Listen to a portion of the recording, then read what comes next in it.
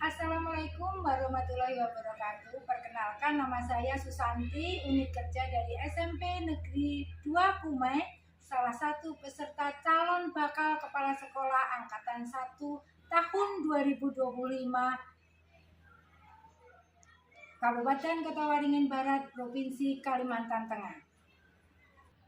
Kasus 4.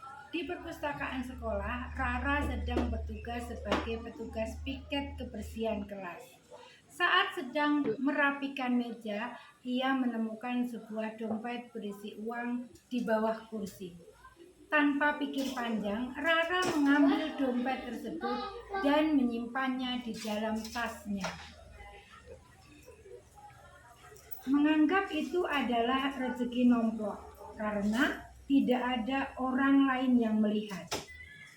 Beberapa saat kemudian, terdengar pengumuman dari Bu Sri, guru pustakawan, bahwa Nina, salah satu siswa kelas lain, kehilangan dompetnya saat membaca buku di perpustakaan.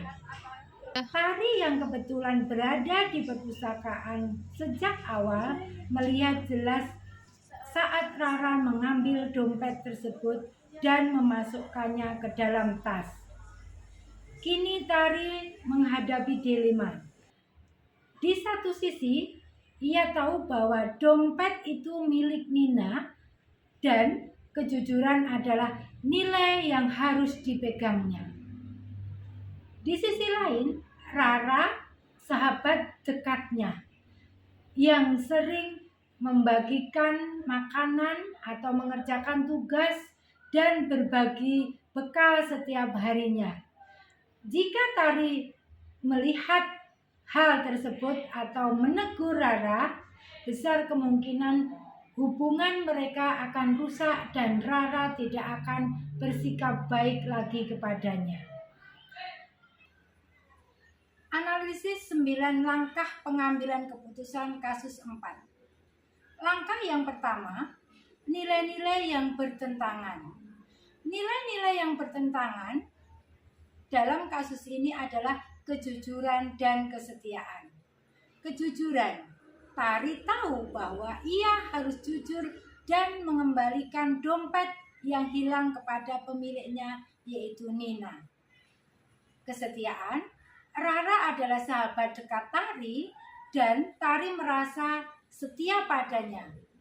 Ia khawatir jika melaporkan Rara, persahabatan mereka akan rusak. Langkah kedua, pihak yang terlibat adalah yang pertama, yaitu Tari. Tari adalah siswa yang menyaksikan kejadian dan menghadapi dilema moral. Pihak yang terlibat yang kedua yaitu Rara. Rara adalah siswa yang menemukan dan mengambil dompet tersebut.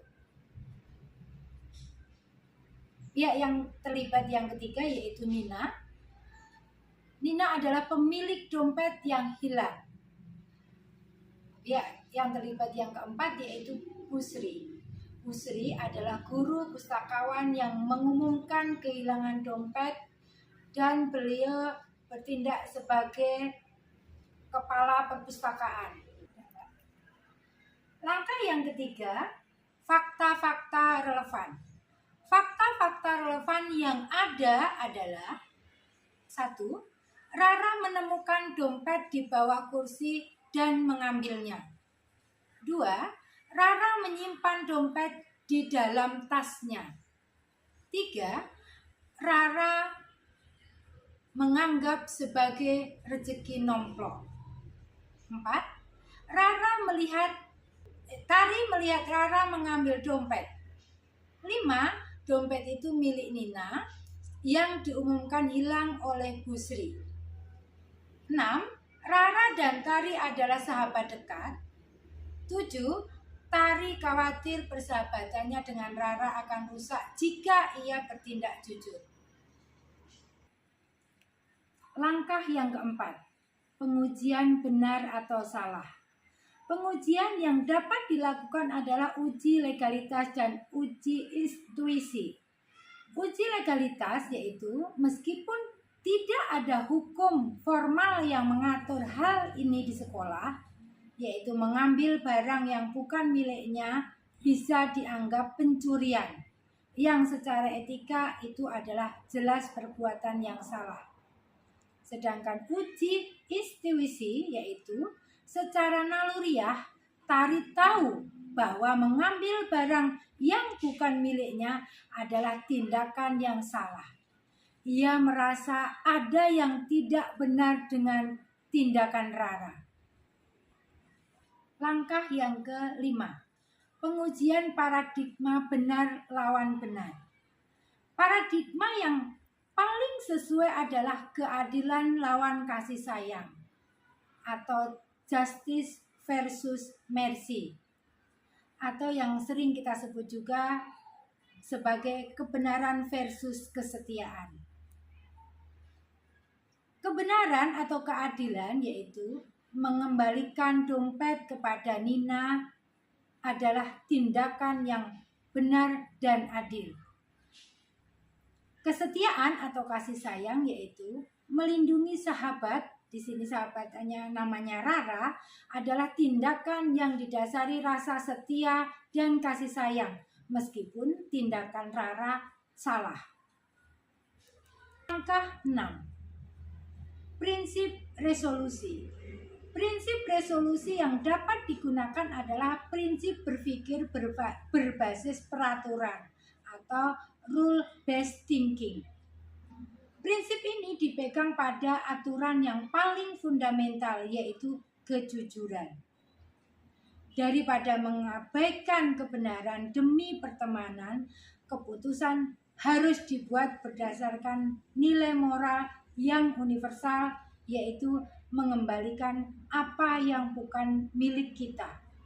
Prinsip ini menekankan bahwa tindakan yang benar harus didasarkan pada aturan moral, bukan konsekuensi pribadi. Langkah 7. Opsi lain yang lebih bijak. Di sini Tari bisa melakukan hal-hal berikut sebelum langsung melaporkan Rara. Yang pertama, Tari berbicara langsung dengan Rara secara pribadi. Tari bisa menjelaskan bahwa ia melihat kejadian itu dan bahwa dompet itu milik Nina. Tari juga bisa meyakinkan Rara untuk mengembalikan dompet tersebut sendiri, mungkin dengan alasan agar Rara tidak mendapatkan masalah besar. Selanjutnya yaitu menawarkan untuk menemani Rara mengembalikan dompet. Ini bisa meminimalkan rasa malu Rara untuk menunjukkan bahwa Tari masih peduli dengannya. Langkah 8. Keputusan akhir. Keputusan yang paling bijak adalah Tari akan berbicara secara pribadi dengan Rara dan meyakinkan untuk mengembalikan dompet kepada Nina melalui Bu Sri. Jika Rara menolak, Tari tetap harus memberitahu Bu Sri atau Nina tentang dompet tersebut. Tetapi ia bisa menyampaikan tanpa menyebut nama secara langsung. Misalnya dengan mengatakan ia melihat dompet itu tertinggal di suatu tempat. Langkah 9. Pelajaran dari keputusan ini. Pelajaran yang bisa diambil adalah bahwa kejujuran dan integritas adalah nilai yang harus dipegang teguh. Bahwa ketika kita sulit dan berisiko meskipun merusak hubungan. Demikian cara penyampaian kebenaran juga penting. Dengan berbicara langsung dan pribadi kepada Rara terlebih dahulu. Tari menunjukkan bahwa tetap peduli pada Rara sebagai sahabat, tetapi tidak membiarkan tindakan salah Rara berlanjut. Orang yang baik tidak hanya berarti berbuat benar, tetapi juga membantu orang lain untuk melakukan hal yang benar, dan bahwa persahabatan sejati didasarkan pada rasa saling percaya dan kejujuran, bukan pada menutupi kesalahan.